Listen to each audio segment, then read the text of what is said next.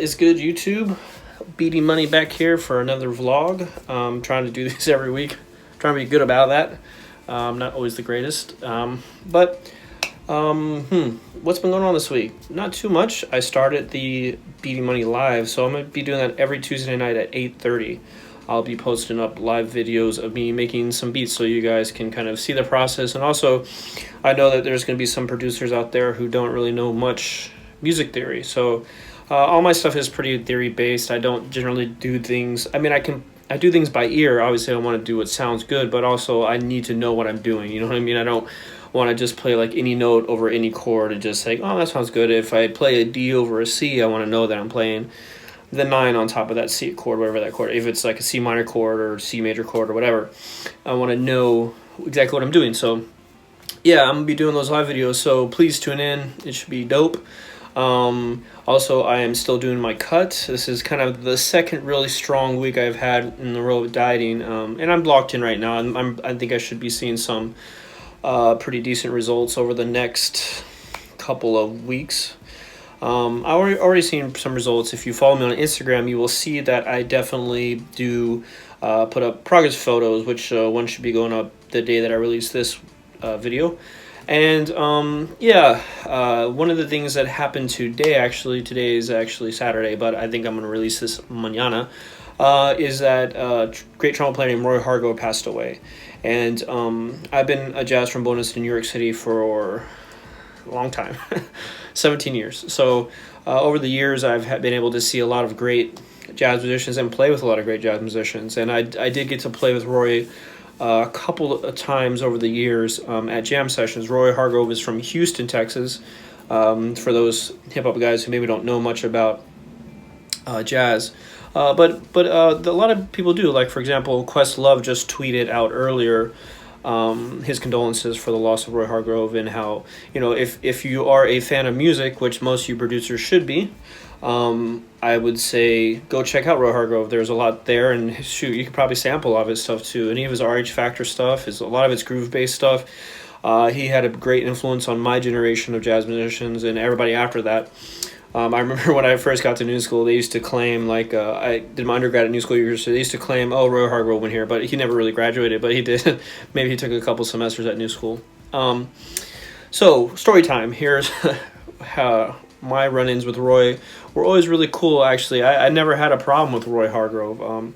He was always really sweet to me. I was always surprised at how good his memory was.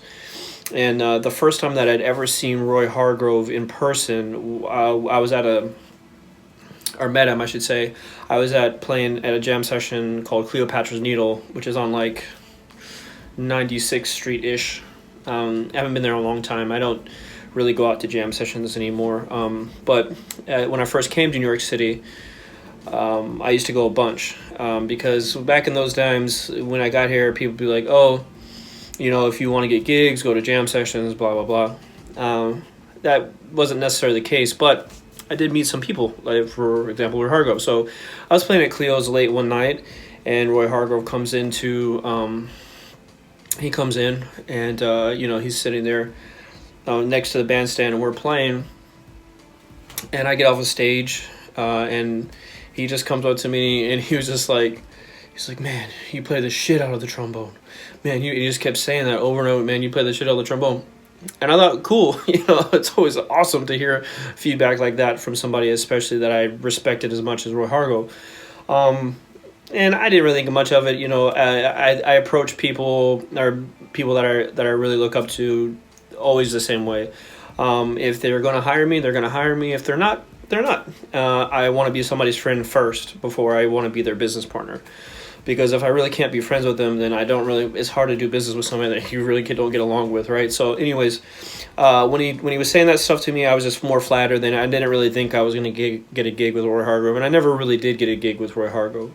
But I did see him over the years. I was playing at a jazz festival a while back, and I believe in Brazil, and I bumped into him, and he recognized me, and it had been years since I'd seen him, and he was like, oh man, you're Joe, you play trombone, you play the, and he just said it again, you play the shit out of the trombone. And I just remember how awesome he was. You know, like you'd hear him play at a jam session, and he like knew so many standards and so many songs, and he was so soulful with his playing.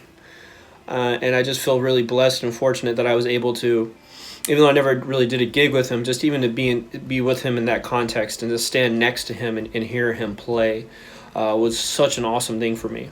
You know, so, and as I get older, you know, a lot of these older guys that I played with are passing away, or, you know, and we're losing jazz greats. And hip hop as well too. You know, maybe not older guys. I mean, Mac Miller, shoot.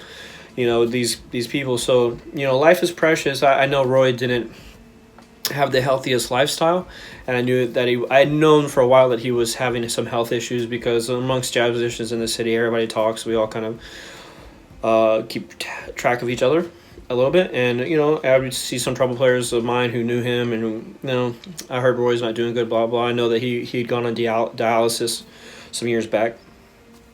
So as a cautionary tale, I guess, you know, it's like, take care of your health. You know, health is wealth. Maybe you don't have a lot of money right now, but if you're healthy and you're walking around, and, man, you don't know what it is, a blessing it is to be able to stand up and take a pee or get up and down off a toilet by yourself until you lose that ability someday. So, you know, it's really important to treasure our health and take care of it while we have it, you know.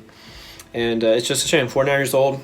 That's kind of the big thing that happened in my week. Everything else has been pretty par for the course. I did do a gig on Thursday night, a jazz gig actually, which I don't do a ton of jazz gigs. It's not that I don't like jazz or like playing jazz. I just really go on my way.